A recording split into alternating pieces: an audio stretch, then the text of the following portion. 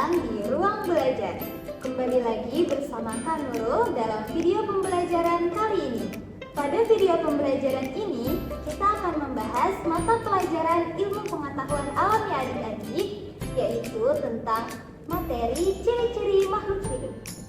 Adapun tujuan pembelajarannya yaitu kalian dapat mengenal pertumbuhan dan perkembangan makhluk hidup, baik itu manusia, hewan, maupun tumbuhan. Nah, tanpa menunggu lama, ayo simak dengan baik penjelasan video pembelajaran berikut ini. Ciri-ciri makhluk hidup untuk kelas 3 sekolah dasar. Hai, halo adik-adik, gimana nih kabar kalian? Baik-baik aja kan tentunya. Nah, kalian udah pada tahu belum siapa aja sih makhluk hidup itu? Terus, dapatkah kalian membedakan antara makhluk hidup dengan benda mati? Terus, kalian tahu gak sih setiap makhluk hidup itu ternyata memiliki ciri-ciri tertentu loh? Oke, kalau gitu, yuk adik-adik kita pelajari bersama-sama. Nah, makhluk hidup itu terdiri dari manusia, hewan, dan juga tumbuhan. Setiap makhluk hidup memiliki ciri-ciri loh. Adapun ciri-ciri makhluk hidup antara lain, yang pertama, makhluk hidup memerlukan makan. Yang kedua, dapat bergerak. Yang ketiga, dapat bernapas. Yang keempat, mengalami pertumbuhan dari kecil menjadi besar. Yang kelima, dapat berkembang biak. Dan yang keenam, peka terhadap rangsang atau iritabilitas. Kemudian adik-adik, seluruh makhluk hidup itu memiliki kebutuhannya masing-masing. Yang termasuk kebutuhan makhluk hidup adalah yang pertama, membutuhkan udara untuk bernapas. Yang kedua, memerlukan adanya air. Yang ketiga, membutuhkan makan dan juga minum. Yang keempat, membutuhkan tempat untuk hidup. Oleh sebab itu, batu, kerikil, air, dan juga udara adalah benda tidak hidup ya adik-adik. Makhluk hidup berbeda dengan benda tidak hidup. Benda mati tidak dapat bernapas, dan mereka juga tidak membutuhkan makanan serta tidak dapat tumbuh berkembang. Oke, kalian mau tahu kan penjelasan tentang ciri-ciri makhluk hidup yang telah kakak sebutkan sebelumnya? Pasti dong ya. Nah adik-adik, ciri-ciri makhluk hidup yang pertama adalah makhluk hidup itu memerlukan makanan. Manusia, hewan, dan tumbuhan semuanya memerlukan makanan. Makanan sangat berguna bagi manusia, karena dengan makanan, manusia dapat mempertahankan hidupnya. Makanan manusia itu terbagi menjadi dua ya adik-adik, yaitu makanan yang berasal dari hewan, misalnya daging, telur, dan susu. Ada pula yang berasal dari tumbuhan, misalnya sayur-sayuran, buah, padi, dan sebagainya. Nah, demikian halnya dengan hewan dan tumbuhan. Hewan dan tumbuhan juga memerlukan makan untuk hidup. Contohnya sapi dan kambing memakan rerumputan untuk mendapatkan energi dalam tubuhnya. Tumbuhan juga membutuhkan makanan untuk hidup loh adik-adik. Tumbuhan memiliki cara makan yang lain, tidak seperti manusia dan hewan. Tumbuhan memiliki daun yang berwarna hijau. Warna hijau pada daun tumbuhan disebut klorofil adik-adik. Tumbuhan berklorofil dapat membuat makanannya sendiri. Tumbuhan ini juga membuat makanannya di daun dengan bantuan sinar matahari. Dari daun, makanan diedarkan ke seluruh tubuh tumbuhan. Oke adik-adik, lanjut ke ciri-ciri makhluk hidup yang kedua ya, yaitu makhluk hidup dapat bergerak. Semua makhluk hidup itu bisa bergerak. Manusia dan hewan dapat bergerak dengan berbagai cara. Nah, adapun contoh cara bergerak, yaitu yang pertama, manusia bergerak dengan cara berjalan menggunakan kaki. Yang kedua, hewan, misalnya cicak. Cicak itu bergerak dengan cara merayap di dinding menggunakan kaki juga. Kemudian, yang ketiga, ikan. Ikan bergerak dengan cara berenang di dalam air menggunakan sirip. Terus, burung itu bergerak dengan cara terbang di udara menggunakan sayapnya. Nah, contoh yang terakhir nih adik-adik, yaitu belut dan juga cacing. Belut dan cacing itu bergerak dengan perutnya ya adik-adik. Nah, terus gimana tumbuhan itu bergerak? Apakah tumbuhan bisa bergerak? Tentu saja bisa. Gerakan tumbuhan bukan berpindah tempat, bukan pula bergerak karena terkena angin atau bergerak karena didorong oleh manusia. Tumbuhan tidak dapat berpindah tempat, tetapi adik-adik, tumbuhan bergerak ketika mengalami yang namanya proses pertumbuhan. Gerakan tumbuhan kebanyakan sangat lambat sehingga hampir tidak terlihat oleh mata manusia. Kemudian, next, ciri makhluk hidup yang ketiga. Makhluk hidup itu dapat bernapas ya adik-adik. Bernapas adalah kegiatan menghirup dan menghembuskan udara. Semua makhluk hidup memerlukan udara untuk bernapas. Udara adalah benda yang berwujud gas.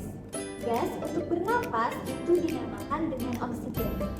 Saat bernapas, kita mengambil oksigen itu, lalu kita menghembuskan gas karbon dioksida. Gas karbon dioksida itu nantinya akan diserap oleh tumbuhan loh adik-adik. Jadi tumbuhan itu menghirup udara yang mengandung karbon dioksida dan mengeluarkan udara yang mengandung oksigen. Nah, kemudian setiap makhluk hidup itu memiliki alat pernapasannya masing-masing. Manusia bernapas dengan menggunakan paru-paru. Kemudian, hewan memiliki alat pernapasan khusus. Ada hewan yang bernapas dengan paru-paru, contohnya adalah kambing, sapi, kerbau, dan sebagainya. Ada pula hewan yang bernapas dengan insang, contohnya adalah ikan. Lalu, tumbuhan bernapas dengan apa ya? Nah, kalau tumbuhan, ia bernapas melalui daun, batang, dan juga akar ya adik-adik. Udara dapat masuk melalui mulut daun, melalui lubang kecil pada kulit batang, dan juga melalui akarnya. Oke, ciri makhluk hidup yang keempat. Masih ingat gak nih adik-adik? Apa ya ciri-ciri makhluk hidup yang keempat? Ya, betul. Ciri yang keempat adalah makhluk hidup dapat tumbuh. Semua makhluk hidup itu mengalami pertumbuhan ya adik-adik. Pertumbuhan diawali dari yang kecil menjadi besar. Manusia tentu juga mengalami yang namanya pertumbuhan. Pertumbuhannya ditandai dengan tambahnya tinggi badan, berat badan yang semakin bertambah, dan bentuk fisik badan yang semakin berubah. Misalnya, ketika masih kecil, ukuran pakaian kita masih kecil kan? Namun, setelah dewasa, pakaian sudah tidak terpakai lagi. Artinya, di sini manusia mengalami yang namanya pertumbuhan. Kemudian, contoh pertumbuhan pada hewan, misalnya ayam. Ayam memiliki daur hidup dari telur, kemudian menetas menjadi anak ayam, kemudian menjadi ayam dewasa.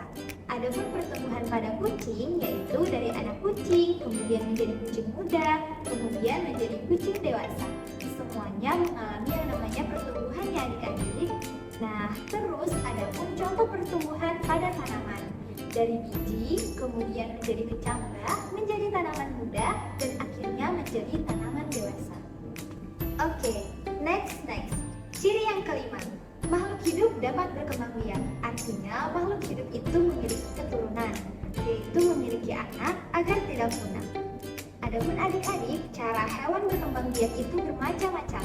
Ada hewan yang berkembang biak dengan bertelur, contohnya angsa, itik, burung, ikan, dan lain-lain. Kemudian, ada juga hewan yang berkembang biak dengan cara melahirkan.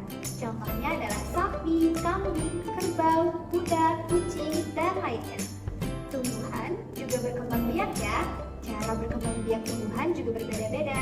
Ada tumbuhan yang berkembang biak secara alami, ada pula yang berkembang biak dengan buatan. Nah, selanjutnya ciri makhluk hidup yang keenam atau yang terakhir nih adik-adik, yaitu peka terhadap rangsang atau iritabilitas. Kepekaan makhluk hidup terhadap rangsangan itu berbeda-beda. Contoh rangsangan pada makhluk hidup yang pertama adalah pada pupil mata manusia. Pupil mata pada manusia akan mengecil dan secara spontan biasanya kita akan menutup mata kita saat menerima rangsangan berupa sinar matahari yang terlalu terang dan juga menyilaukan. Kemudian pada tumbuhan, daun putri malu akan segera menutup daunnya saat mendapatkan rangsangan berupa sentuhan. Sedangkan pada hewan ya adik-adik, yaitu landak dan lipan, ia akan menggulung badannya jika kita sentuh. Nah, sudah habis ya pembahasan kita di video kali ini. Oke, kalau gitu kakak akan menyimpulkan sedikit nih dari video pembelajaran tadi, bahwa setiap makhluk hidup itu memerlukan adanya makan, bergerak, bernapas, tumbuh, dan juga berkembang biak ya adik-adik. Sebagai makhluk yang paling sempurna, kita harus selalu bersyukur kepada Allah Subhanahu wa Ta'ala. Salah satu cara bersyukur kita kepada Allah adalah dengan cara menjaga kesehatan tubuh, makan dan minum yang sehat, berolahraga teratur, serta pemirsa jangan lupa selalu berdoa dan laksanakan semua perintah Allah dengan ikhlas ya adik-adik. Baik, sampai di sini dulu ya kakak menemani kalian semua. Sampai jumpa kembali di ruang belajar berikutnya. Semoga bermanfaat. Wassalamualaikum warahmatullahi wabarakatuh.